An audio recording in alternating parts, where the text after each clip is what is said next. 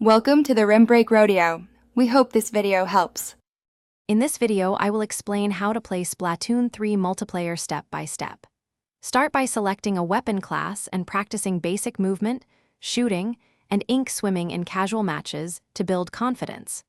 Focus on map awareness, cover, and ink control so you can support teammates and secure objectives. Keep sessions short to stay sharp and review replays to spot simple improvements for your next match. In this video, I will explain how to play Splatoon 3 multiplayer step by step. Master ink economy by spreading your color, retreating to refill, and re-entering fights with confidence. Use subs and specials to zone enemies or disrupt objectives rather than chasing every opponent. Communicate simple intentions like pushing or holding a zone, and rotate with teammates to maintain map pressure and secure wins more consistently. In this video, I will explain how to play Splatoon 3 multiplayer step by step.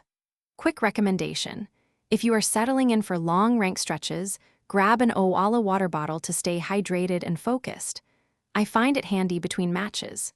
If you want the link and other deals, check the description below, and if this guide helps, please like and subscribe.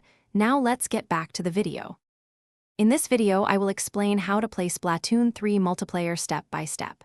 Pick a role that suits your style and practice its core tasks.